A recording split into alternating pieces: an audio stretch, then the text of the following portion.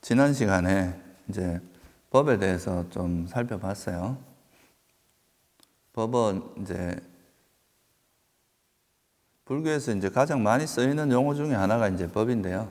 이 법이라고 하는 것은 그냥 세속적인 이제 관점에서 세상을 이해하는 것은 그냥 우리가 세속적인 언어로 이제 표현이 되는데요. 이 부처님의 관점에서 또는 이제 부처님이 세상을 보는 어떤 시각 또는 뭐 견해 이런 거에 따라서 그러니까 세속적으로 보는 것만 가지고는 우리가 괴로움을 소멸할 수 없기 때문에 그 세속적으로 보는 통찰 또는 이해에서 한 걸음 더 나아가서 그 현상들이 가지고 있는 실상 그거를 이제 꿰뚫어 보고 통찰함으로써 괴로움을 소멸하기 위해서 부처님께서 이제 당신이 어떻게 현상을 바라보니까 괴로움이 버려지더라. 어떻게 이해함으로써 이제 괴로움을 버렸다라는 것을 이제 정리해서 설한 게 법이기 때문에 이 법을 이해함으로써 이제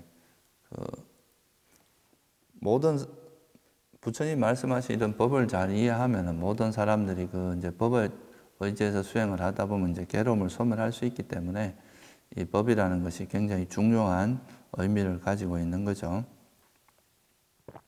그래서 이제 부처님께서는 보통 이 세상에 있는 이제 존재, 우리가 살아있는 생명체 또는 이 세상에서 우리가 세상이라고 하는 것을 그냥 세속적인 그 관점뿐만 아니라 좀 더 깊이 들여다봐서 그것들의 이제 실상을 좀 관찰해 보니까 그것들은 크게 나누면 이제 물질과 정신적인 요소로 나누어지고 또 정신은 조금 더 나누면 또 마음과 심리 현상 이렇게 나눌 수 있고 심리 현상 중에서는 이제 어떤 대상을 알 때 꼭 필요한 또는 이제 아주 기본적인 그런 심리 현상들과 괴로움을 유발하는 괴로움이 일어나는 데 도움을 주는 심리 현상 또는 괴로움에 소멸하는 데 도움을 주는 심리 현상 이렇게 해서 유익하거나 해로운 것 이렇게 이제 나누어진다라고 설명을 드렸는데요. 그걸 이제 좀 더 이야기하면 뭐 수상 행식, 느낌, 인식, 형성 그리고 이제 의식이라고 하는 네 가지로 또 나눌 수도 있죠. 근데 하여튼 이건 이제 간단하게 말해서 물질과 정신으로 나누어지는데 이 물질과 정신을 조금 더 또 깊이 들어가서 통찰해 보니까 이 모든 현상이 다 조건에서 일어나더라. 그래서 조건에서 일어나니까 이거는 모든 물질 현상과 정신 현상, 정신은 변하기 마련이고 조건이 바뀌면 사라지기 마련이기 때문에 무상고무하다라고 한 것이 이제 고성제의 내용이죠. 그거를 정확히 이 물질 정신 자체가 괴로움이구나. 이제 이거를 천명한 것이 고성제라면. 그런데 이 물질 정신 중에 특히 정신 중에서도 이 해로운 법 이것 때문에 괴로움이 일어나더라. 마치 쇠에서 난 녹이 쇠를 갉아 먹듯이 우리가 이제 어떤 외부 세상을 인식할 때 또는 분별할 때 그 마음과 함께 하는 그 해로운 법 때문에 이 해로운 법이 우리 마음을 갉아먹어서 괴로움이 일어나게 만든다. 이런 게 이제 집성제의 내용입니다. 그리고 해로운 법이 소멸하면은 괴로움이 소멸한다고 말하는 게 멸성제고 그리고 이 해로운 법을 소멸하기 위해서는 이제 해로운 법이 탐진치를 뿌리로 하기 때문에 탐욕이 없고 탐욕이 없는 마음, 성냄이 없는 마음, 그다음에 어리석음이 없는 마음을 개발함으로써 해로운 법을 버릴 수 있다. 그래서 이 탐욕 없고 성냄 없고 어리석음이 없는 이런 마음은 유익한 마음이다. 이거는 개발해야 된다. 마치 이제 금세공사가 이제 쇠에 나 있는 녹을 이렇게 닦아내고 이제 광을 내는 것처럼 우리 마음에서 이제 해로운 법을 버리기 위한 그런 유익한 법을 개발하다 보면 그게 된다. 그래서 특히 이제 팔정도를 포함한 그런 유익한 법은 괴로움의 소멸로 인도하는 도닦음이다. 이걸 이해한 게 도성제입니다. 그래서 이 법을 잘 이해함으로써 우리가 이제 사성제도 그러니까 법을 괴로움과 괴로움의 소멸의 구조로 정리한 것이 사성제다. 이거를 이제 지난 시간에 말씀을 드렸는데요. 그러니까 이제 이 사성제라고 하는 거는 부처님께서 당신이 이제 깨달음 없고 괴로움을 소멸한 모든 이제 괴로움의 원인을 소멸하고 나서 그 당신의 깨달음의 내용을 체계적으로 정리한 거다. 이렇게 이해를 하면 되겠죠. 그래서 이제 이렇게 스스로 부처님처럼 이제 진리를 스스로 깨달아서 이제 괴로움을 소멸하면 가장 좋겠지만, 근데 이제 실제로 우리가 어떤 현상들 속에서 그거의 실상을 정확히 있게 뚫어보고 그거의 괴로움이 원인과 괴로움을 어떻게 하면 소멸할 수 있는지 이런 거를 유익한 법과 해로운 법 이거를 정확히 있게 뚫어보고 그리고 또 이 세상에 있는 모든 것이 조건 발생이기 때문에 그걸로 인해서 이 세상에 있는 모든 것은 무상하고 괴로움이고 무하다 이런 통찰을 이끌어내는 것이 실제로는 쉽지는 않습니다. 이거는 사실 굉장히 많은 노력과 시행착오를 겪어야 가능한 거죠. 우리가 이제 세속에서도 사실 어느 한 분야에 이제 정말 통용되는 그런 원리를 하나 찾아낸다는 게 정말 쉬운 일이 아닌데, 이 존재의 본질, 존재라는 거에 대해서 정확하게 이게 존재는 뭐로 이루어져 있고, 존재의 본질은 뭐고, 이 괴로움이 왜 일어나고, 이 괴로움을 벗어나기 위해서는 어떻게 해야 되고, 이런 것을 정확히 이렇게 통찰하는 것은 정말 쉬운 일이 아닙니다. 그래서 스스로 이제 이렇게 그거를 가는 길은 굉장히 어렵기 때문에 우리가 이제 이런 부처님이 설한 이런 법을 보기 위해서는 법을 이제 실제로 이제 우리가 그 현상 속에서 이런 그 현상의 실상을 통찰해서 법을 통찰하고 이해하기 위해서는 자신만의 노력으로는 좀 어렵다. 이건 전문가. 그러니까 어떻게 보면 이제 괴로움을 소멸하는데 최고의 전문가고 최고의 이제 그 지혜를 갖춘 그런 부처님의 가르침을 좀 의지해서 수행을 해야 그러니까 손쉽다기보다는 좀 더 빠르게 쉽게 지름길로 그 길을 갈 수 있다 이런 거죠. 그러니까 이제 스스로 깨달으려면 사실 이게 얼마나 오랜 세월이 걸릴지 알 수도 없는 것인데 이제 다행히 우리는 이제 석가모니 부처님이 탄생을 하셨기 때문에 출현을 하셨기 때문에 그분이 또 스스로 괴로움을 소멸하고 나서 당신의 그 간 길을 체계적으로 정리한 게 사성제이기 때문에요. 그걸 의지해서 하면은 그게 몇 생, 수십 생, 아성직업 이렇게 시간이 걸리지 않고 그 한 생에도 깨달음을 얻을 수 있다. 이거는 실제 이제 부처님 당시에 그 수많은 제자들이 부처님의 법문을 듣고 괴로움을 소멸한 예가 이제 경전에 나오고 있잖아요. 그래서 이제 그런 걸 보면 알 수 있듯이 반드시 이제 그 부처님의 가르침을 의지해서 수행을 하는 것이 바람직합니다. 요즘 코로나 때문에 이제 되게 말이 많고 또 그것 때문에 굉장히 큰 어려움들을 겪고 있는데 이런 이제 질병에 대처를 할 때 그냥 자기 생각만 갖고 그걸 대처하다가 오히려 더 문제를 키우고 더 이런 전염병이 확산될 가능성이 상당히 크겠죠. 그런데 이제 이런 전문가들, 예를 들면 질병본부에 있는 그런 의사, 아주 전문 의사들 또는 의사들이나 이런 전문가들의 의견을 듣고 그 지침에 따라서 우리가 행동을 하면은 이제 아무래도 그거를 잘 극복할 수가 있겠죠. 그죠? 이런 이제 지침을 잘 안 어기면 이게 또 이제 되게 큰 문제를 일으킬 수가 있는 거 아니겠어요? 이 세상 이치도 그렇지만 특히나 이제 이런 자기 마음을 변화시켜서 자기 마음을 극복하고 그로 인해서 괴로움을 이제 벗어나고자 하는 이런 수행을 하는 데 있어서는 더구나 이게 굉장히 전문적인 그런 가이드가 필요한 부분입니다. 그렇지 않으면은 잘못하면은 자기식으로 수행하다가 이게 문제가 되는 경우가 되게 많거든요.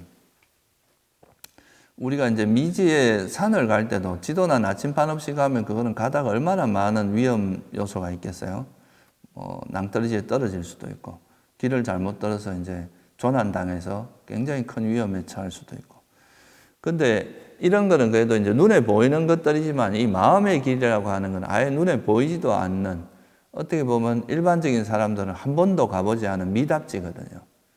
그 내가 번뇌가 없는 마음 상태가 어떤 마음 상태인지, 어떻게 해야 그 길을 갈 수 있는지, 이런 것은 거의 경험해보지 못한 그런 것이기 때문에 이런 부처님이 이제 제자들을 위해서, 또는 이제 뭐 많은 존재들이 다 괴로움을 벗어나는 것을 위해서 설해놓은 이런 가르침을 잘 참고를 해서 그 가르침을 의지해서 수행을 한다면 누구나 수행을 할 수 있다. 그래서 이런 이제 법을 이해하는 것은 이제 깨달음에 이르는데, 우리가 괴로움을 소멸하는데 아주 필수적인 요소인데, 그걸 스스로 이해하는 것은 굉장히 어렵기 때문에 이런 법을 공부하는 사람들은 반드시 부처님의 가르침을 의지해서 하는 것이 바람직하다.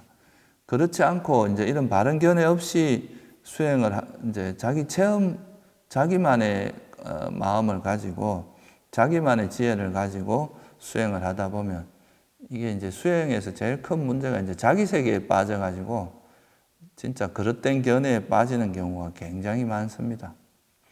우리가 이제 주변에도 보면 어떻게 보면 수행을 안 했으면 오히려 또 건전하게 살 사람들이 오히려 수행을 함으로써 더 이상해지는 경우들 많이 볼 수 있거든요.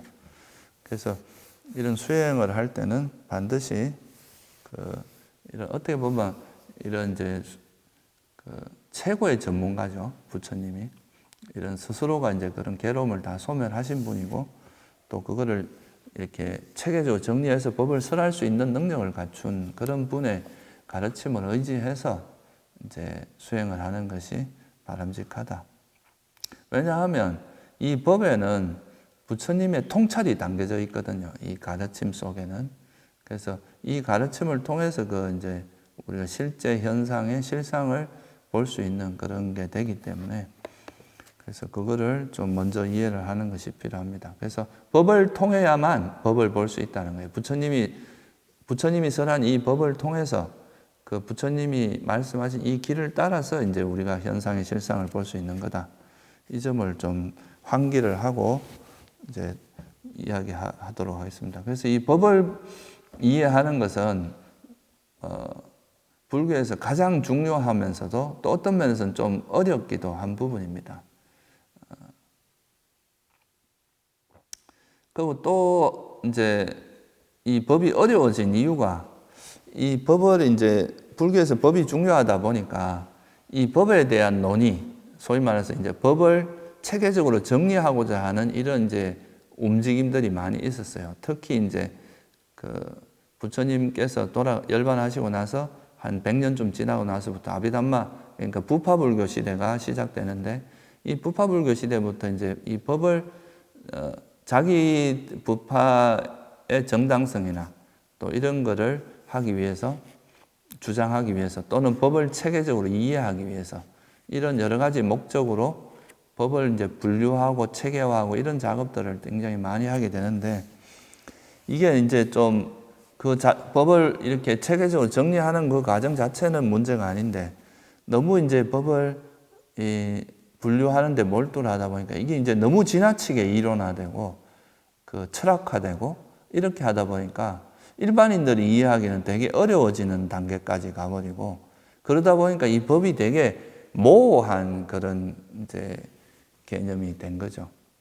그러니까 사실 부처님께서 설한 가르침으로 보면은 조금만 이렇게 주의를 기울이고 정신을 차리고 이래 보면은 볼 수 있는 수준에서 부처님께서 법을 설했고, 그걸 얼마나 이제 깊이 보고 그걸 망각하지 않는, 이건 개인의 수행의 차원인데, 근데 이제 이 법을 너무 세세하게 분류하고 또 너무 철학적인 요소로 가다 보니까 이게 좀 보통 사람이 이해하기 굉장히 어려운 그런 개념으로 변해버렸습니다.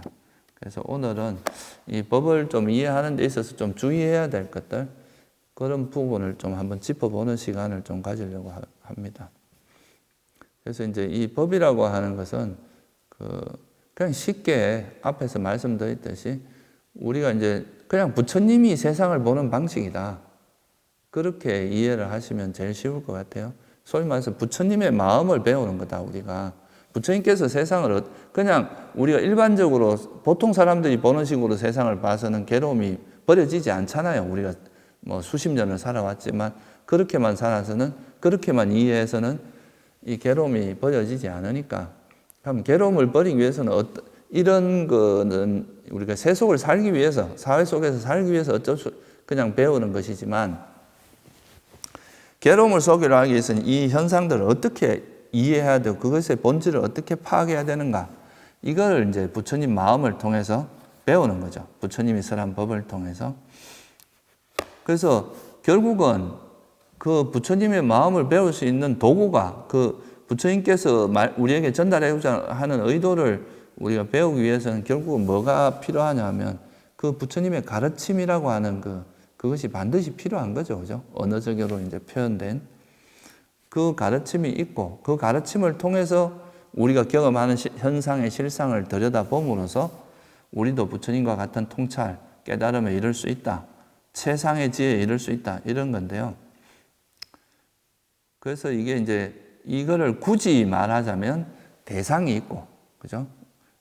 그 대상을 아는 마음이 있는데, 이 대상을 알 때는 반드시 이 대상을 아는 마음에 이 대상에 대한 뭔가 표상작용을, 소위 말해서 이름을 붙이게 되어 있습니다. 쉽게 말하면은.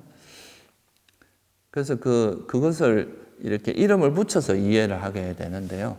그거를 우리가 보통 이제 개념이라고 표현을 하죠. 개념이라는 건 알게 하는 것이라는 뜻이거든요. 우리가 사람, 이렇게 동물, 이렇게 그 이름을 통해서 그것이 지칭하는 게 뭐다라는 걸 알 수 있잖아요. 그래서 이제 그런 개념을 통해서 이제 현상을 이해하게 되는 건데요. 근데 이 두 가지를 먼저 조금 이해를 하고, 우리가 어떤 현상을 이해할 때 어떤 방식으로 되는지를 앞에서 간단히 설명을 드렸는데요. 근데 그걸 다시 한번 짚어보도록 하겠습니다. 이제 우리가 앞에서 이제 제가 설명을 드렸지만, 어떤 사람들이 그 뭔가를 인식을 하거나 분별을 할 때, 불교에서는 반드시 뭐가 있어야 된다고 하느냐 하면 접촉이 있어야 된다 그러죠. 그죠? 접촉을 통해서 의식이 일어나고 마음이 일어납니다. 이 접촉이라고 하는 것은 대상과 그 감각 기능이 이렇게 만나서 그 만남으로서, 접촉을 함으로써 거기서 그 대상에 대해서 분별이 일어나는 이거죠. 예를 들어서 이제 우리가 뭐 시계를 보면, 시계라는 게 눈에 부딪히는 게 접촉인데요. 눈에 부딪히는 순간 저것은 시계다라고 아는 눈 안식, 그러니까 눈의식이 일어나게 되는 거죠. 그런 걸 통해서 우리가 이제 저것은 시계다라고 아는 거죠.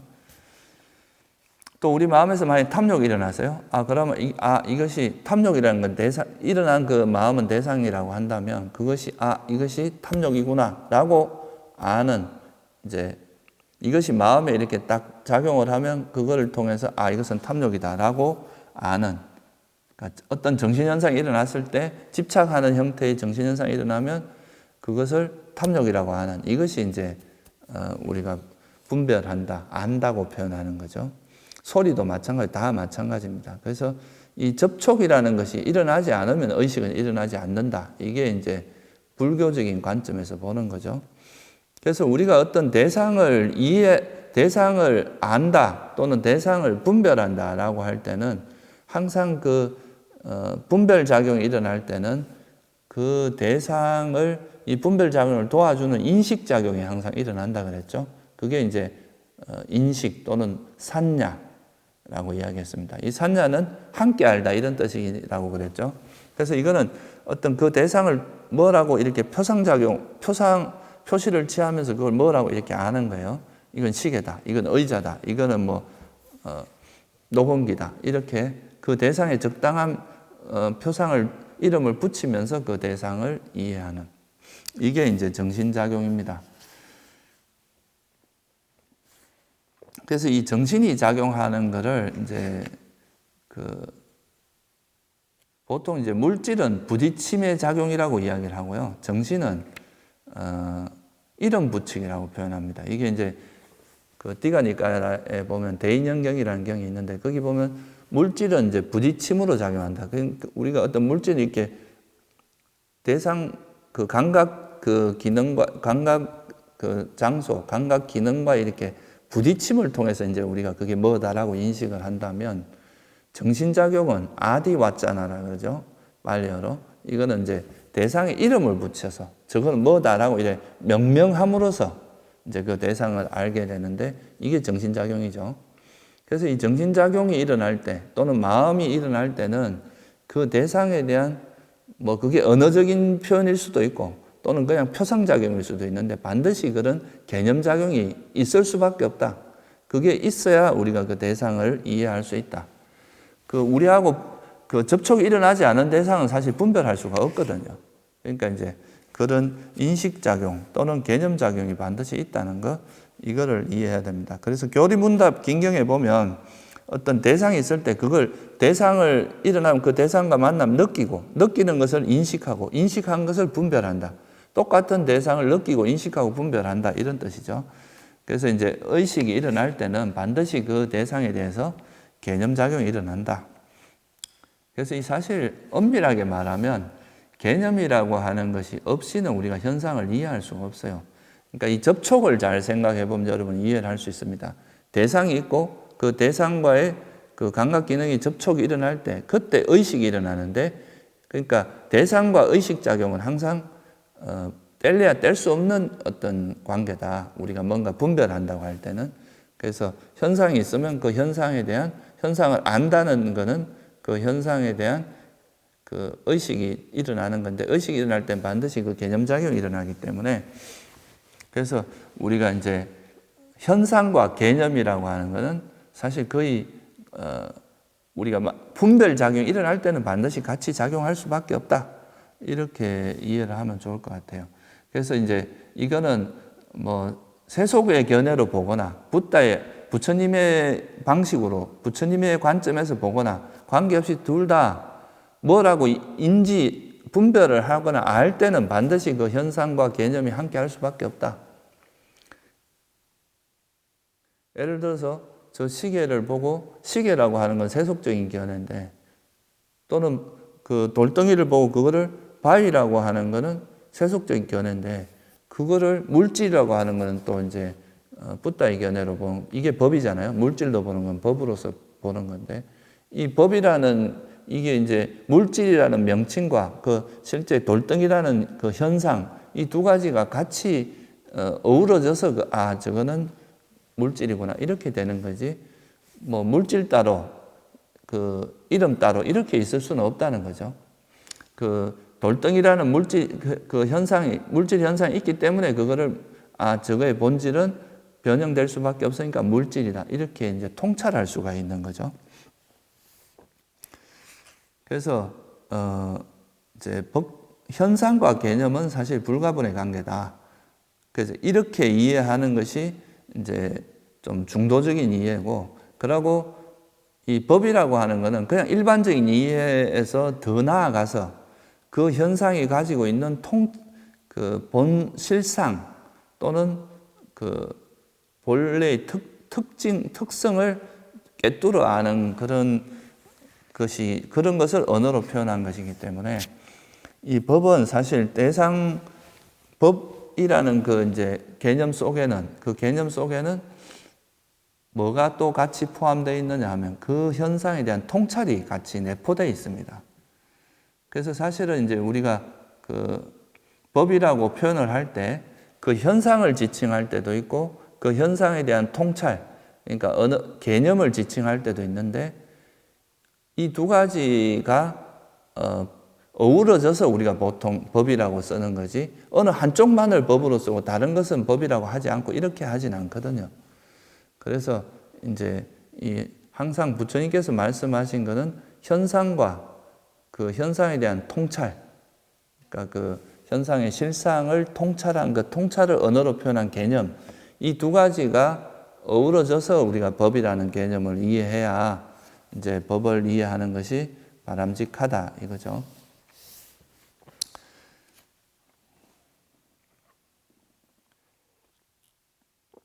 왜 제가 이제 이런 말씀을 이제 드리느냐 하면은, 보통 우리가 이제 그 아까 말씀드린 아비담마에 가면, 아비담마 이제 불교 시대에서는 이 법을 이해할 때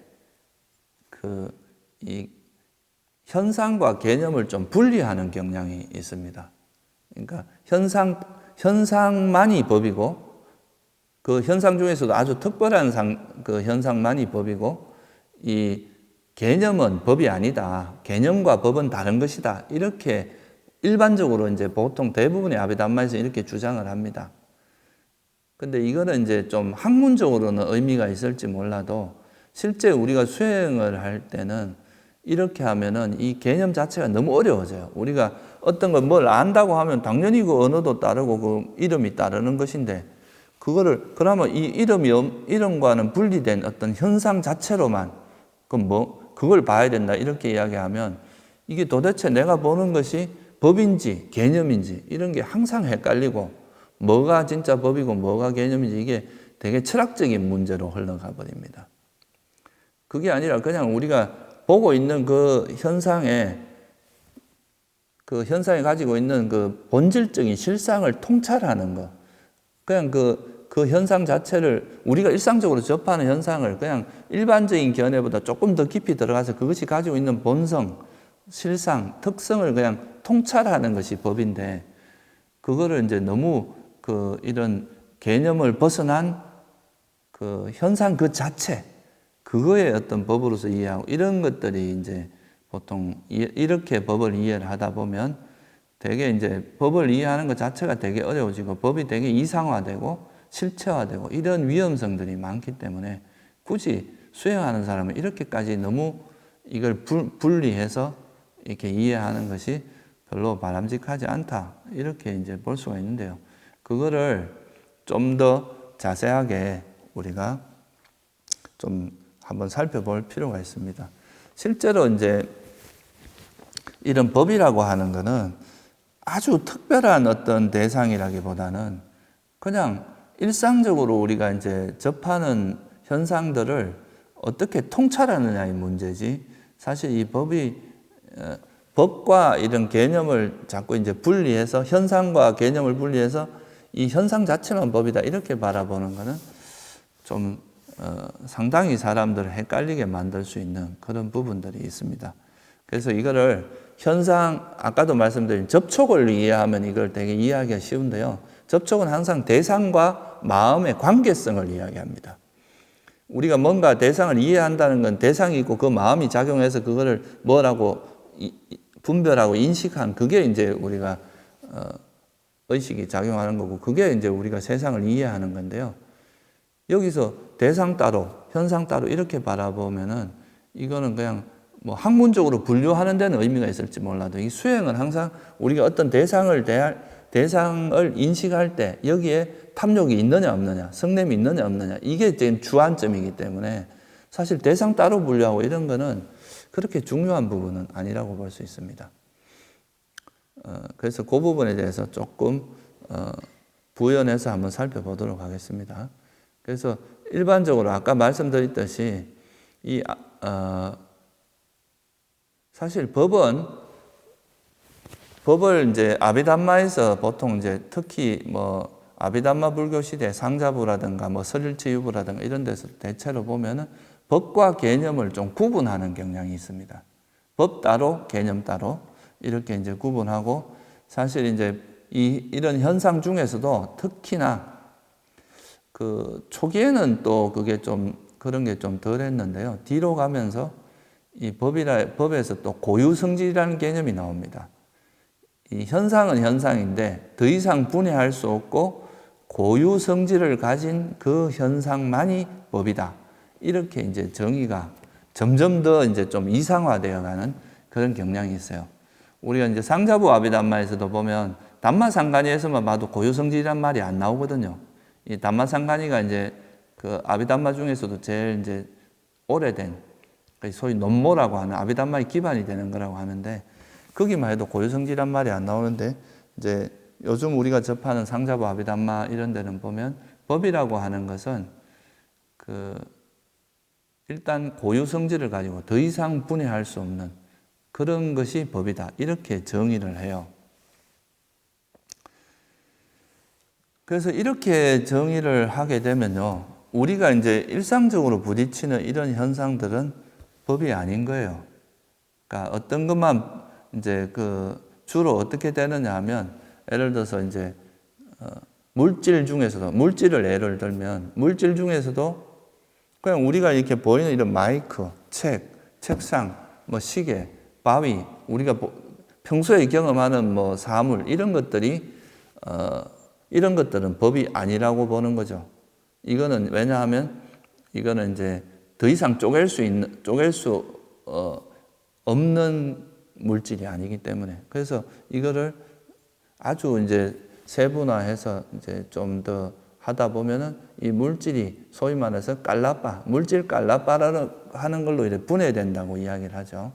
그러니까 어떻게 보면 이런 우리가 이제 예를 들어서 우리 몸이라고 하는 거는 이런 물질 깔라빠 일반적인 물질은 그런 것들의 결합으로 보는 거죠. 그러니까 이게 결합된 거니까 이거는 어떻게 보면 이제 더 이상 쪼갤 수 있는 거니까 이건 법이 아니다 이렇게 보는 거예요. 그래서 그 깔라빠는 이제 더 이상 쪼갤 수 없는 채소단위라고 이야기를 합니다. 뭐 요즘 말로 하면 요즘 현대 물리학에서 이제 전자나 이런 단위로 가면 그건 더 이상 쪼개지지 않는다고 생각하거든요. 그 정도까지 가는 걸로 이해를 하는 거예요.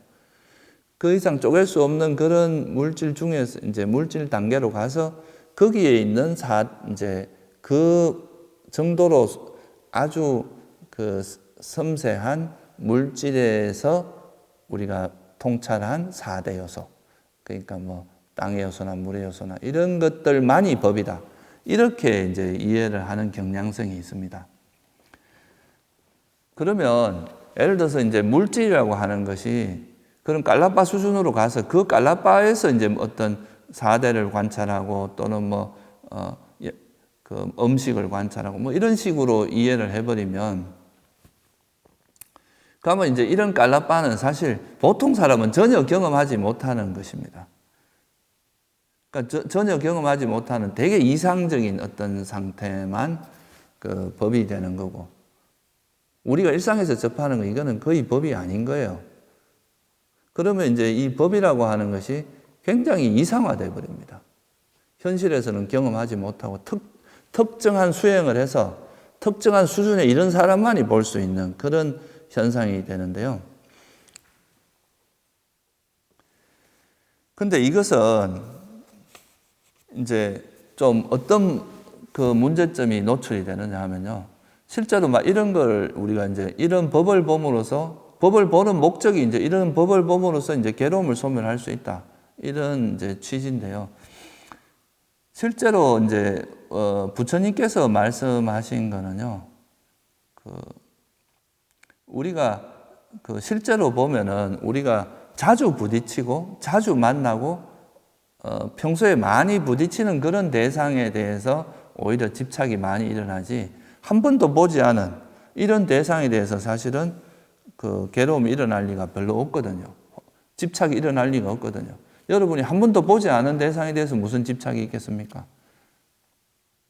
그런데 우리가 매일 접하는 가족 또는 내가 사랑하는 여인 또는 내가 애착하는 돈, 권력, 명예 이런 것들은 우리가 평소에도 계속 거기에 대해서 애착을 붙이고 있기 때문에 이런 것들에 대해서 이제 우리가 아름다운 경치, 뭐 아름다운 소리 이런 것들에 이제 우리가 그 애착이 달라붙기 때문에 그런 대상과 부딪힐 때 거기서 이제 가래가 일어나고 그런 대상 부딪히는 거기서 가래가 버려져야 이게 정상적인 거지.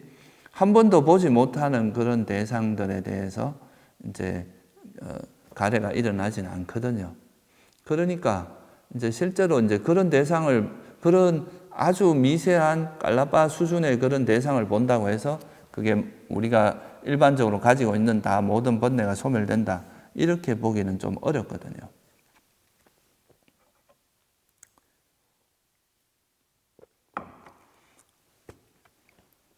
그리고 어떤 물질을 부처님께서 표현을 할 때 물질이라고 하는 것은 과거의 것이나 현재의 것이나 미래의 것이나 안의 것이나 밖의 것이나 거칠거나 미세하거나, 그러니까 이 물질이 거칠거나 미세하거나 어떤 형태의 것이라도 그것이 변형되는 특징을 가진 거면 다 물질이라고 부른다. 이게 이제 경전에 자주 나오는 겁니다.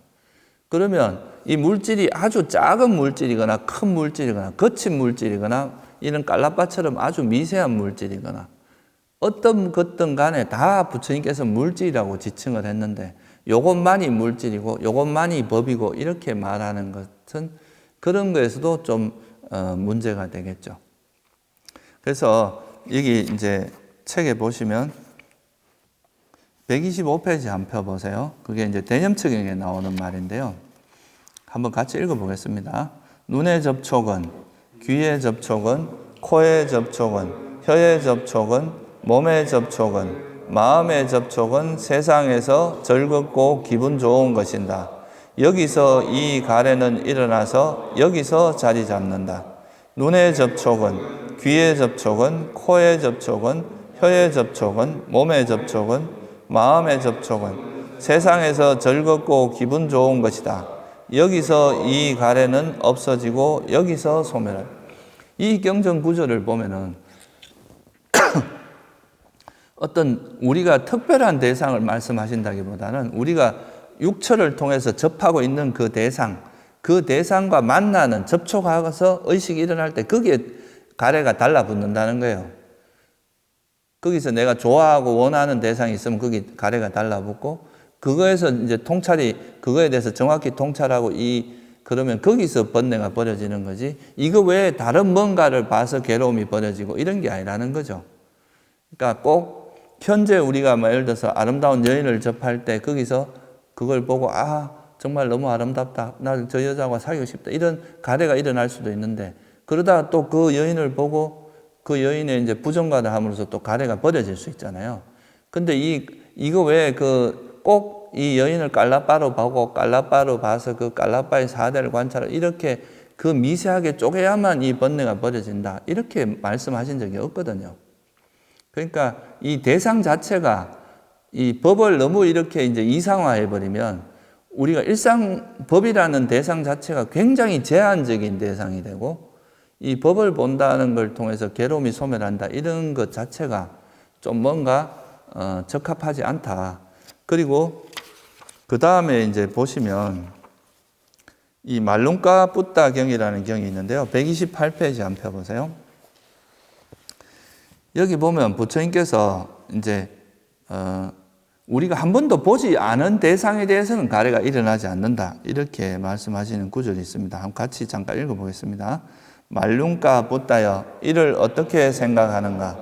그대가 보지 못했고 전에도 본 적이 없으며 지금 보지도 못하고 앞으로도 보지 못할 마음으로 알아야 할 법들이 있다면 그대는 그것들에 대한 욕구나 탐욕이나 애정을 가지겠는가? 그렇지 않습니다, 세존이시여. 그러니까 우리가 과거에도 본 적이 없고 현재도 보지 못하고 있고 미래도 못 볼 그런 대상에 대해서는 사실 가래가 일어나지 않는다는 거죠.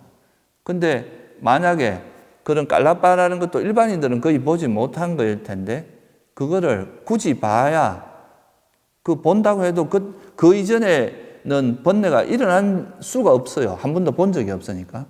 근데 이걸 보고 나서 가래가 일어날 수는 있겠죠. 그러면 그걸 본다고 해서 가래가 그런 대상에서만 가래가 소멸될 수는 있을지 몰라도 우리가 평소에 접하는 그 대상에 대해서 가래를 버리는 이런 훈련이 반드시 된다, 이렇게 말할 수는 없거든요. 그래서 이제 법을 너무 이렇게 고유성질을 가진 더 이상 분해할 수 없고 고유성질을 가진 법이다, 그것이 법이다, 이렇게 정의하는 것이 좀 수행적인 차원에서 보면 법이 너무 이상화돼서 현실성이 떨어진다. 실제 우리가 현실에서 부딪히는 이런 것 속에서 번뇌가 계속 일어나고 작용을 하는 건데, 너무 이런 이상적인 상황을 관찰해서 그걸 통해서만 수행을 하려고 하는 이런 쪽으로 흘러갈 위험이 있다. 이게 이제 첫 번째 이제 그런 거고요. 그러고 이제 아까도 말씀드렸지만 결국은 우리가 예를 들어서 이제 우리가 돈에 대한 집착을 하고 있는데요. 돈이라고 하는 것이 조건 지어진 거기 때문에 돈에 대한 가래가 많은 사람이 그 돈이라는 것이 정말 조건 지어졌기 때문에 이거는 사라질 수밖에 없고 돌고 도는 거, 이거에 집착하는 것은 어리석은 거다. 돈 자체가 본질적으로 무상하고 이 괴로움인 것이다. 이렇게 통찰을 하게 되면 돈에 대한 애착이 버려지죠. 그러니까 이 대상 자체의 문제라기보다는 이 대상에 대한 통찰이 중요한 거거든요. 부처님의 가르침을 보면은. 근데 이거는 뭐를 보면 알 수 있느냐 하면 사실 대상 자체가 뭐라는 거는 그렇게 중요하지 않습니다. 제가 가장 좋아하는 구절 중에 하나가 이 수타니파타에 나오는 이 구절인데요. 이걸 보고 좀 설명을 드리면 여러분들이 좀 이해하기가 쉬울 것 같아요. 그 130페이지 한번 보시면 그 수타니파타 1086번에 나오는 경인데 같이 한번 읽어보겠습니다. 해맑가여 이 세상에서 보고 듣고 감지하고 알게 된 것들, 이것이 비록 사랑스러운 대상일지라도 그것들에 대한 욕망과 탐욕을 제거한 것이 흔들림 없는 열반의 경지입니다. 그러니까 우리가 어떤 이제 열반이라고 하는 게 특별한 게 아니라 어떤 대상이든 간에 그 대상을 만날 때 우리 마음이 작용을 하고 이 마음에는 이제 탐욕이 있을 수도 있단 말이에요. 욕탐이 있을 수도 있습니다. 근데 이 대상에 대해서 어떤 대상에 되든 간에 그것이 비록 내가 좋아하는 대상이고 사랑스러운 대상이라 할지라도 그 대상에 대해서 집착을 버려진 거, 이게 이제 열반이다. 이렇게 표현하죠. 그러니까 어떤 대상을 경험했다고 그게 깨달음이다. 이렇게 말한 적이 없어요. 어떤 대상을 경험하든 간에 그것이 아무리 신기하고 좋은 현상일지라도 그 대상에 대한 욕망, 가래를 버리는 것이 열반이다. 이렇게 말씀을 하셨습니다. 근데 우리가 법이라고 하는 것을, 법을 보면은 이제 우리가 경전에도 보면 법을 보는 자는 나를 보고 나를 보는 자는 법을 본다. 이런 표현이 있어요. 그러니까 법을 보면 깨닫는 거다. 이렇게 이제 생각하는 경향성이 있단 말이에요. 보통 사람들이. 근데 이 법이라는 것이 그냥 이런 현상 그 자체, 그러니까 그냥 어떤 현상이라고 본다면은 그런 현상을 경험하면 저절로 깨달음이 일어나는, 그러니까 그 현상에 대한 통찰보다는 그 현상을 경험하는 것이 중요한 것이 됩니다. 이 수행이라는 것이. 그러니까 법을 보는 자는 깨닫는다 이런 식의 이야기를 하다 보면 그럼 법이라는 것이 그런 어떤 단순히 그냥 현상 그 자체라고 보면 그 현상 자체를 경험하는 그 깨달음이 되는 이런 식의 방향이 되기가 쉽다는 거예요. 그래서 뭐 예를 들면 뭐 되게 뭐 빛을 봤다거나 뭐 또 하나님 수행 중에 뭐 무슨 음성을 들었다거나 부처님의 음성을 들었다거나 뭐 관세음보살을 친견했다거나 뭐 우주의식을 경험했다거나 뭐 이런 식의 경험, 아주 신비한 경험을 하게 되면 그걸로 깨달음으로 생각하는 이런 또 위험성이 상당히 있습니다. 이 경계를 쫓아가게 되는. 근데 실제로는 보면 부처님이 아까 말씀하셨듯이 이런 것도 되게 우리가 이제 수행 중에 나타나는 좋은 경계라고도 할 수 있는데, 그러니까 그 원하는 경계 또는 사랑스러운 경계 이렇게 말할 수도 있는데, 중요한 건 이런 경계를 경험했다는 게 중요한 게 아니라 그 경계를 통해서 내 마음에 있는 번뇌가 소멸됐나 안 됐나, 가래가 소멸됐나 안 됐냐, 이게 중요한 거거든요. 근데 그런 경계를 경험했다는 그 자체가 깨달음이라든가 뭐 수행의 높은 경지라고 보는 게 아니라 그런 경지를 경험하는 걸 통해서 내 마음에 있는 번뇌가 얼마나 소멸됐느냐, 얼마나 그것이 사라졌느냐, 이것이 중요한 거라는 거예요. 근데 이것이 그게 아니라 그냥 이런 이제 그냥 그런 경계를 경험하는 것이 중요한 게 돼버린다는 거예요. 이게 너무 이런 현상을 강조하다 보면. 이거 이제 대표적인 게 열반이라고 하는 건데요. 이게 이제 아비담마에서는 보면 이제 열반이라는 것 자체를 어떤 열반도 이제 법으로서 규정을 하고 있는데, 그 상자부 아비담마에서는 보면 깨달음을 정의를 할 때 이 열반을 대상으로 마음이 일어나는 것이 깨달음이다. 이렇게 이제 정의를 해요, 보통. 그러니까 이 열반은 형성되지 않은 법이고, 이 법, 이것도 일종의 대상이 된 거죠. 열반이. 그러니까 마음의 대상이 된 겁니다. 이 열반이라는 대상이 있고, 열반이라는 게 하나의 대상이 되고, 그걸 그 열반을 대상으로 해서 마음이 일어나면, 열반과 마음이 접촉을 해서 그 마음이 일어나면 그것이 바로 수다원도, 사다함도, 아나함도, 아라한도다. 그러니까 이제 깨달음을 그런 식으로 이제 어떤 통찰보다는 열반을 체험하는 쪽으로 이렇게 좀 정의가 되어 있다고도 볼 수 있는데요. 근데 이게 이제 이거는 논리적으로 이분들이 어떤 의도로 이렇게 했는지는 우리가 이제 쉽게 비난하기는 어려울 텐데요.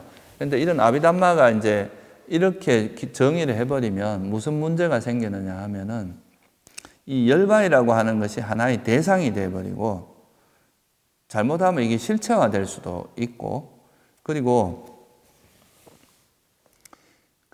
내가 수행을 해서 내 지혜가 성장을 해서 그 사성제를 통찰함으로써 이 세상에 있는 모든 것이 정말 괴로움이구나, 정말 무아구나, 내 것이라 할 만한 것이 없구나라는 통찰을 통해서 그 괴로움이 버려지는 게 아니라 열반이라는 어떤 상태를 경험함으로써 괴로움이 버려지는 이런 식의 이해가 이루어질 수 있다 이거죠. 그러니까 그 수행 자체가 어떤 경계를 경험하는 것이 중요한 상태가 된다는 거죠. 근데 부처님께서는 사실 이 열반이라는 것은 어떤 상태냐 하면 부처님께서 말씀하신 육처 또는 물질과 정신이 이제 아라한이 되면 물질과 정신의 애착이 버려지기 때문에 아라한들은 모든 가래가 소멸되면 아라한들은 죽음을 맞이하면 더 이상 태어나지 않습니다. 태어나지 않는다는 것은 물질과 정신이 다시 형성되지 않고 육처가 다시 형성되지 않는다는 거죠. 그러니까 육처가 형성되지 않는다는 것은 이제 이 육처가 더 이상 형성되지 않는 그런 상태를 열반이라고 표현을 하고 그것이 실현된다고 말씀을 하셨죠. 그냥 이제 아란이 되면 아란이 죽음을 맞이하면 실현되는 것이 열반인데 이런 식으로 이제 열반이 대상화돼 버리면 우리가 육처를 가지고 그러니까 육처가 더 이상 일어나지 않는 육처가 사라진 상태가 열반인데 열반을 아는 육처가 있는 거예요. 열반을 아는 마음이 있는 거죠. 의식이 있고 그 의식이 열반을 아는 상태가 되어버리는 겁니다. 이렇게 되면 약간의 모순이 생기죠. 이거는 좀 문제점이 발생을 합니다. 부처님께서는 사실 열반이 더 이상 이렇게 열반이라는 것은 우리 정신이나 물질과 정신이나 아니비설신의라고 하는 육처가 더 이상 일어나지 않고 그것이 완전히 사라진 소멸된 상태를 이야기하는 건데 그런 상태를 열반이라고 하는 건데 육처를 가지고 열반을 안다는 것이 좀 여러 가지로 문제가 됩니다. 그러니까 육처가 있는 상태는 열반이 아닌 건데 육처가 있는 상태로 열반을 아는 것이 되니까 이거는 좀 문제가 있는 거죠. 그래서 이렇게 생각을 해버리면 이 불교가 어떤 수행을 통해서 지혜가 점차 이제 성장을 해서 정말 이게 자기 몸으로 그 지혜를 체득해서 더 이상 어떤 대상이 나타나더라도 비록 그것이 아무리 사랑스러운 대상, 부처님이 나타나거나 아무리 내가 원하는 대상이 나타나도 어떤 대상에 대해서도 애착이 버려진 상태가 열반이라고 부처님께서 아까 이제 수타니파타에서 말씀을 하셨는데 어떤 특정한 대상을 경험함으로써 깨달음이라고 깨달음이 되는 이런 식의 좀 약간 이렇게 되면 우리가 깨달음을 내 마음에 있는 번뇌를 버린다기보다는 번뇌를 버리는 쪽으로 노력을 하기보다는 어떤 대상을 구하는 밖으로 뭔가를 구하는 쪽으로 수행을 하게 되는 위험성이 있습니다. 그래서 이런 것은 이제 그럴 위험성이 있다는 것을 우리가 그 체계 속에서 법을 이제 더 이상 분해할 수 없는 그런 어떤 현상 이런 걸로 보는 거라든가 또는 열반을 하나의 대상화하는 이게 이제 어떻게 보면 법을 체계적으로 논리적으로 구성을 하다 보니까 이제 이런 좀 무리수가 다른 거라고 보거든요. 의도는 이해하지만 그래서 실제로 이제 이게 마하고띠따 경이라는 경에서 이 열반이라는 것을 어떻게 이해하는지 다시 한번 짚어보고 배우면 좋을 것 같아요. 같이 한번 읽어보겠습니다. 도반이여, 6가지 감각 접촉의 장소가 남김없이 빛발하여 소멸하고 나면 다른 어떤 것이 있습니까? 라고 말하는 것은 사랑 분별할 수 없는 것을 사랑 분별하는 것입니다. 도반이여, 접촉의 조건인 6감각 장소가 있는 한 사랑 분별이 있고, 사랑 분별이 있는 한 6감각 장소가 있습니다. 도반이여, 접촉의 조건인 6감각 장소가 남김없이 빛발하여 소멸할 때 사랑 분별의 소멸과 사랑 분별의 정멸이 있습니다. 그러니까 6감각 장소가 있으면, 육처가 있으면 우리가 외부 대상에 대한 분별작용이 계속 일어나고, 그것이 소멸한 상태, 그것이 더 이상 일어나지 않는 상태가 열반이고 정멸이고 이런 거잖아요. 그러니까 열반이고 정멸이랑 육처가 사라진 상태가 열반이고 정멸인데, 육처가 있는 상태에서 열반을 알 수는 없다는 겁니다. 이거는 다시 말하면, 만약에 열반을 안다면 육처가 있는 거잖아요. 그러니까 육처가 소멸된 상태가 열반인데, 그래서 이런 것은 이제 이런 좀 나름대로 너무 이론적으로 구성을 하다 보면 그런 문제가 좀 생길 수 있다 이거예요. 그리고 가장 큰 문제는 이제 수행이 우리가 우리가 부딪히는, 삶에서 부딪히는 현상을 깊이 통찰해서 그의 애착을 버린 이런 방향으로 간다기보다 특정한 현상을 경험하는 쪽으로 흘러가기가 쉽다. 이거는 이제 수행의 방향이 밖에서 뭘 구하게 될 가능성이 있다. 이건 뭐 건강경에서도 이제 되게 강조를 하는 구절이죠. 약 이색견화. 만약에 색이나 음성으로 이제 약 이색견화 이음성 구하. 그러니까 색이나 음성으로 밖에서 뭘 구하는 자는 시인행사도다. 사도를 행하는 거고, 불능견열애, 열애를 보지 못한다. 그러니까 이 깨달음이나 우리가 이제 깨달음이라고 하는 것이 바깥 대상을 경험하는 것이 아니라 그 대상을 아는 우리 마음에 가래가 버려진 상태다. 어떤 특정한 대상을 경험하는 것이 아니라 내 마음에 있는 어떤 대상을 경험하도 거기에 대해 애착이 일어나지 않는, 마음에 있는 집착이 버려진 상태. 그것이라는 것을 이제 다시 한번 강조하는 이야기죠. 그래서 우리가 이제 너무 우리가 뭔가 분별하기 이전에 어떤 대상, 마음, 생각 이전에 어떤 대상, 이런 걸 너무 강조하다 보면 우리 그 분별을 할 때 집착이 버려진 상태가 열반이 아니라 어떤 특정한 어떤 대상을 경험하는 것이 뭔가 수행에 큰 의미가 있는 것처럼, 특별한 현상을 경험하는 것이 수행에 큰 의미가 있는 것처럼, 그러니까 이렇게 밖에서 뭘 구하는 쪽으로 흘러가기 쉽다. 이런 점을 이제 좀, 그래서 법을 너무 현상 쪽으로만 보는 것은 그런 위험성이 있다 하는 거고요. 두 번째는 또 너무 개념에만 또 이렇게 몰두를 하는 거.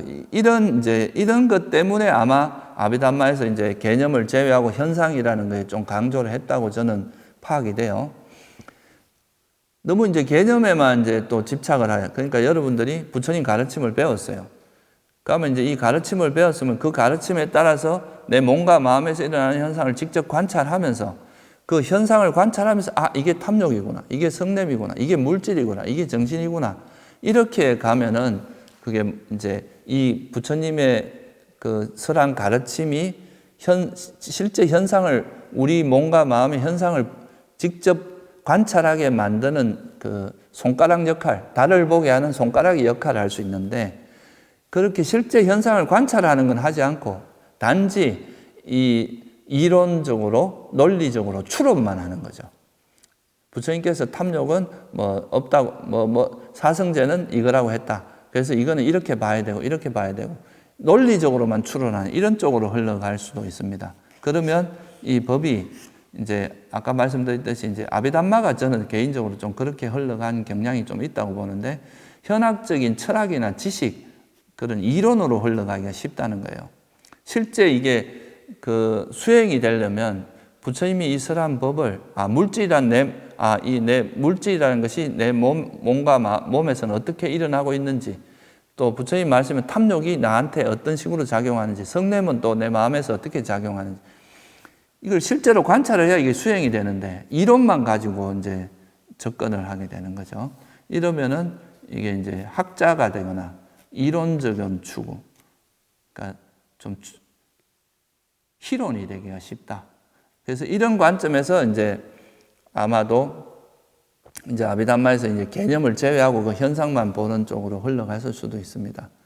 그게 왜 그런지 전혀 이해 안 되는 건 아닌데 그런 식으로 봤을 때 이제 생길 수 있는 그런 문제점들이 있다는 거예요. 그리고 또 이 개념이 실체화되기가 쉽습니다. 실제 이제 내가 어떤 개념을 쓴다는 것은 그 현상을 이해하기 위해서 그 현상이 뭐라는 걸 알기 위해서 도움을 주는 정도, 도구 정도인데 도구로서 봐야 되는데 이거를 너무 이제 그 실제 현상은 관찰하지 않고 그냥 이 개념에만 빠지다 보면 이 개념이 실체화된다는 거죠. 예를 들어서 이 마음이라는 거 우리가 보통 어떤 대상을 아는 분별작용을 하는 그 정신현상을 마음이라고 표현을 하는데 이 마음이라고 자꾸 표현하다 보면 이 마음이 뭔가 실체로서 이해될 수가 있고 이 마음 자체를 영혼이나 진화로 생각하는 경우도 많습니다. 실제 이제 예를 들면 우리가 어떤 현상을 관찰할 때 그 마음, 현상을 관찰하는 그 지켜보는 마음이 있다. 이 지켜보는 마음은 이 현상의 변화에도 동요되지 않고 그대로 있더라. 그래서 이 자체가 역시 이 지켜보는 마음이 바로 진화구나 이렇게 생각할 수도 있어요. 근데 실제 부처님께서는 마음이라고 하는 것은 접촉을 통해서 일어난다 그랬죠.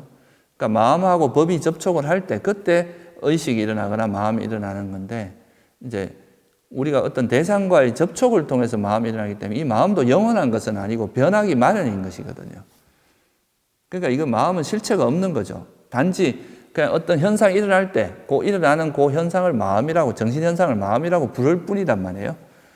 근데 이제 이런 현상을 관찰하고 실제로 수행을 한 사람 이게 이렇게 마음이라고 이름 지어졌지만 이 마음이라는 건 결국 변하기 마련이 현상이구나 이렇게 보기 때문에 이 현상에 너무 이제 개념에 빠지지 않고 그냥 개념을 활용하는 거죠.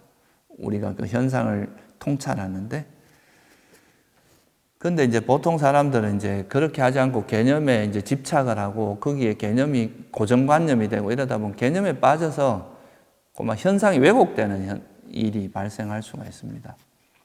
예를 들면 요즘은 진보, 보수 이렇게 개념이 형성이 되는데 이 개념이 형성되면 그냥 이 개념 자체로서는 그냥 이건 편의상 이런 성향을 가진 사람을 이렇게 부르고 이런 성향을 가진 사람을 이렇게 부르는 건데 그런데 그냥 그게 고정화되는 거예요. 저 사람은 저런 사람 그런 요소만 있는 게 아니거든요. 그 사람에게 진보라고 해서 그 사람이 그런 성향만 있는 것도 아니고 보수라고 해서 보수 성향만 있는 건 아닌데 규정이 되면서 그 사람 아예 이제 고정불변하는 모습으로 인식을 해버린 이러면서 다툼이 일어나죠.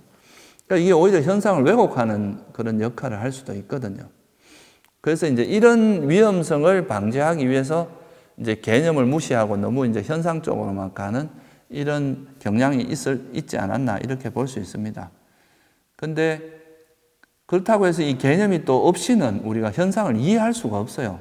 결국은 이제 부처님이 설한 가르침도 개념이기 때문에 이런 가르침을 의지해야 또 그 현상을 제대로 관찰할 수 있기 때문에 그래서 이거는 너무 한쪽만을 고집하고 너무 한쪽만을 이렇게 주장하는 거 이런 것은 다 문제가 생길 수 있고 너무 극단으로 흘러가는 것일 수 있기 때문에 그냥 자연스럽게 우리가 이제 어떤 현상과 그 현상의 그 개념, 부처님께서 그 현상에 붙인 개념이라는 건 결국은 그 현상에 대한 통찰을 담고 있는 개념이거든요. 그러니까 예를 들어서 탐욕이다, 무상이다, 무하다 이렇게 말하는 것은 하나의 개념이긴 하지만 이 현상 자체가 우리에게 일어난 정신현상이 집착하는 특성이 있는 정신현상이라는 걸 명확히 해주는 그 통찰이 담겨져 있다는 거예요. 그리고 이 탐욕은 단지 집착하는 특성이 있을 뿐만 아니라 무상한 특성도 있고 괴로움의 특성도 있고 무아의 특성이 있다. 이렇게 그 현상이 가지고 있는 실상을 명확히 드러내주는 것이기 때문에 이런 그 부처님이 설한 이런 개념, 그러니까 법이 결국은 이제 굳이 구분하자면 개념인데 이런 것은 그 현상을 명확히 이해하는데 굉장히 도움이 되는 거다 이거예요. 그래서 우리가 법을 이해할 때 너무 이건 개념 따로 현상 따로 이렇게 보는 것은 오히려 더 문제가 일어날 소지가 있기 때문에 그냥 자연스럽게 이거는 뭐 개념적으로 볼 수도 있고 또 그 현상의 실상을 통찰할 때는 그냥 개념적으로 볼 수 있고 또 그 현상 자체를 이야기할 때는 그냥 그 실제 일어나는 그 현상으로서의 법 이렇게 볼 수도 있다 이거죠. 그래서 부처님께서 법을 사용할 때니까 항상 현상과 그 현상에 대한 통찰을 담고 있는 개념 이 두 가지를 중도적으로 항상 균형감 있게 사용했다는 거예요. 그래서 뭐 부처님 당신이 설한 가르침도 법을 설한다 이렇게 말씀하셨고 이런 현상을 말할 때도 법이라는 용어를 쓰셨단 말이에요. 그래서 이거를 이해할 때 항상 그 현상과 그 현상을 통찰한 개념 이거를 너무 분리해서 이해하지 말고 그냥 같이 중도적으로 이해하는 것이 법을 이해하는 데는 훨씬 좋다. 실제로 우리가 엄밀하게 말하면 그 현상 자체보다는 그 현상을 어떻게 통찰해서 그 현상에 대한 가래를 버릴 것인가 하는 것이 훨씬 중요하기 때문에 사실 이 엄밀하게 따지면 법은 그 현상 자체보다 그 현상에 대한 통찰을 담고 있는 이 개념이 더 중요하다고 말할 수도 있습니다. 단지 이 개념을 통해서 그 현상을 관찰하는 걸 절대 게을리하면 안 된다는 거, 그거는 분명하죠. 그래야 그게 수행이 되니까. 그 점을 좀 이해하면 좋을 것 같고요. 그리고 시간이 조금 이제 다 돼 가는데 마지막으로 약간 이제 시간이 넘더라도 한 가지 마무리하고 끝내겠습니다. 그리고 이제 이 법을 그냥 이제 쉽게 말해서 그냥 우리가 일상적으로 접하는 현상들을 그냥 부처님의 관점에서 보는 그 현상의 실상, 부처님의 관점에서 본다는 것은 그냥 그 현상에 이제 일반적으로 이해되는 그 세속적인 관점으로 이해되는 수준을 넘어서서 그 현상이 가지고 있는 실상을 통찰한다. 그런 의미가 담겨져 있는 거죠. 그러면 이 법을 이런 것은 누구나 이제 노력한다면 스스로 보아 알 수 있다는 거예요. 이 법을 뭐 특별한 사람만 볼 수 있는 게 법이 아니야. 이렇게 이해를 하면 법은 누구나 볼 수 있습니다. 단지 이 법을 왜 못 보느냐 하면은 사람들이 탐욕과 성냄에 물들어 있기 때문이다. 그리고 이 법은 그 현상의 이제 실상을 보는 거기 때문에 그걸 스스로 그 실상을 알기는 좀 어렵잖아요. 그러니까 부처님, 아까 서두에 말씀드렸듯이 부처님의 가르침을 의지한다면 이 법을 스스로 보아 알 수 있는 거다. 우리나라에서는 보통 이제 그렇게 이야기하거든요. 앞에서도 제가 잠깐 언급했지만 이 법이라는 것, 법을 보면 그냥 끝난다. 법을 보면 되게 이제 수행이 완전히 이제 깨달음이 일어난다. 이렇게 이제 생각하는 경향이 있는데요. 그거보다는 법을 보는 것 자체가 이제 어렵다기보단 법에 대한 통찰을 얼마나 명료하게, 얼마나 깊이, 얼마나 다시는 망각되지 않을 정도로 체득하느냐. 그게 관건이지. 우리가 사실 법을 얼마나 미세한 걸 볼 수 있느냐, 거친 게 아니라 그런 것이지 이 법 자체를 보는 것은 부처님께서는 누구나 스스로 보아 알 수 있다. 이렇게 말씀을 하셨습니다. 그런데 이 법을 보는 조건이 뭐냐 하면은 첫째는 이제 그래도 부처님의 가르침을 좀 의지해야 된다는 것. 그러니까 부처님이 말씀하신 이 담마, 법을 의지해서 보는 것이 필요하고 두 번째는 우리 마음이 탐욕이나 성냄에 물들어 있는 사람이 그 현상의 실상을 볼 수는 없잖아요. 그러니까 이제 탐욕과 성냄이 버려진 좀 마음이 고요하고 깨끗한 상태가 돼야 된다. 다시 말하면 삼매, 이런 바른 삼매가 이제 기반이 된 사람, 그리고 부처님의 법을 그래도 듣고 배운 사람, 이런 사람은 법을 스스로 보아 알 수 있다. 그것이 이제 부처님께서 말씀하신 겁니다. 그러면 스스로 보아 안다는 건 뭐냐 하면 실제로 특별하다기보다 내가 예를 들어서 내가 어떤 대상을 만났을 때 거기서 탐욕이 일어났어요. 아, 이게 탐욕이구나 라고 아는 게 스스로 보아 법을 보는 거고 그게 스스로 보아 아는 거라고 부처님께서 말씀하셨어요. 그리고 또 내가 어떤 대상을 만났는데 또 화가 났어요.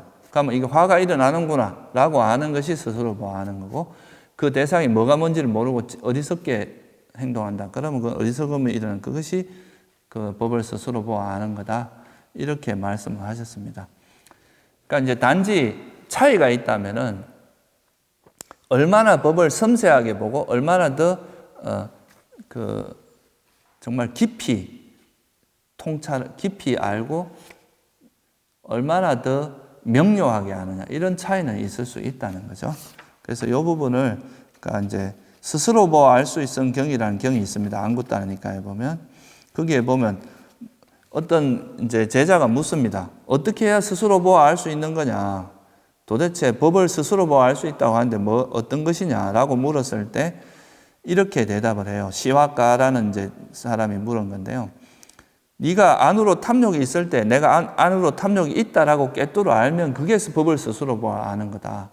네가 안으로 탐욕이 없으면 나한테 탐욕이 없다라고 깨뚫어 아는 것이 스스로 보아 아는 거고, 성냄이 있을 때, 어리석음이 있을 때 그것을 성냄이 있고 어리석음이 있다고 스스로 그렇게 깨뚫어 알면 그것 스스로 법을 보는 거다. 성냄이 없고 어리석음이 없다고 깨뚫어 알면 그게 스스로 법을 보는 거다. 이렇게 설명을 하고 있습니다. 그러니까 이거는 제가 이제 설명하는 것보다 경전에 나와 있는 것을 보시면 누구나 쉽게 이해할 수 있는 거라서 이걸 같이 읽어보는 걸로 오늘 법회 마무리하겠습니다. 네, 같이 읽어보겠습니다. 고타마 존자시여, 어떻게 법은 스스로 보아 알 수 있고 시간이 걸리지 않고 와서 보라는 것이고 향상으로 인도하고 지혜로운 이들이 각자 경험해야 할 것입니다. 시와카여, 그렇다면 이제 그대에게 되물어 보리니 그대가 옳다고 생각하는 대로 설명해보라. 시와카여, 이를 어떻게 생각하는가?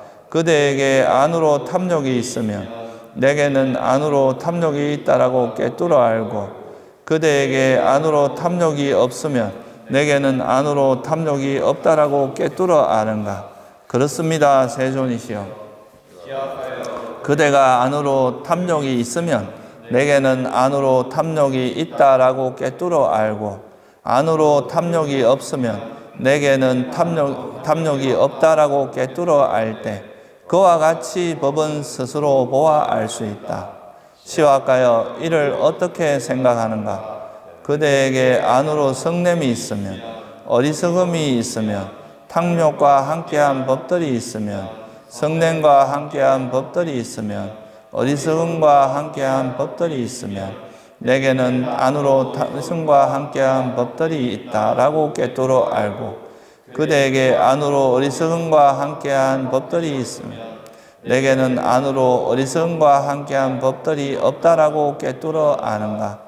그렇습니다, 세존이시여. 시와카여, 그대가 안으로 어리석음과 함께한 법들이 있으면 내게는 안으로 어리석음과 함께한 법들이 있다라고 깨뚫어 알고, 그대에게 안으로 어리석음과 함께한 법들이 없으면 내게는 안으로 어리석음과 함께한 법들이 없다라고 깨뚫어 알 때 그와 같이 법은 스스로 보아 알 수 있고 시간이 걸리지 않고 와서 보라는 것이고 향상으로 인도하고 지혜로운 이들이 각자 경험해야 할 것입니다. 예, 지금 이제 제가 이 몇 가지 부분에 대해서 이제 말씀을 드렸는데, 이 법이라는 걸 이해할 때 너무 어렵게 생각하지 마시고, 그냥 법은 우리가 일상적으로 법하는 우리가 생활 속에서 접하는 그 현상들을 부처님의 관점에서 좀 더, 그 현상이 가지고 있는 실상, 그러니까 부처님의 관점이 그 실상을 깨뚫어 보는 거거든요.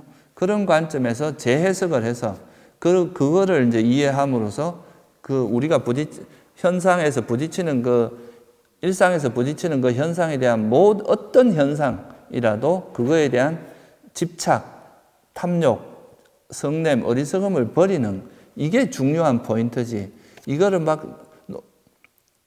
이론적으로 어떻게 구분을 하고 이게 어떻게 구성되어 있고 이게 몇 개의 법으로 구성되어 이런 걸 따지는 것이 중요한 게 아니라는 거예요. 중요한 거는 우리가 그 부딪히는 현상의 실상을 정확히 깨뚫어 알아갖고, 특히 우리가 만나는 모든 세상의 대상들은 조건 지어져 있고 이것은 결국 무상하고 괴로움이고 내 것이 아니고 이렇다는 걸 정확히 알면 그 모든 현상에 대해서 집착이 버려지게 만드는 그것이 이제 우리가 법을 공부하는 가장 중요한 목적이고 그것이 이제 이기 때문에 그러니까 법을 이해한다는 건 결국 부처님의 눈으로 이 세상을 보는 훈련을 하고 그 훈련을 통해서 부처님의 관점, 부처님의 견해를 내 마음속에 터득하고 체득해서 그 부처님의 견해, 붓다의 견해가 내 마음에 완전히 체득된 것. 그게 바로 기억확립이거든요. 그렇게 해서 그런 상태를 만들어서 모든 세상에 대한 가래를 버리는 것이 목적이다 하는 것만 잘 이해하시면 될 것 같습니다. 그래서 법을 이해할 때 너무 현상이냐 개념이냐 뭐 이렇게 너무 따지지 말고 그냥 부처님의 견해에 따라 보느냐 아니냐 이걸로 이해를 하시는 게 가장 좋지 않을까 생각을 합니다. 오늘 법회는 여기서 마치겠습니다.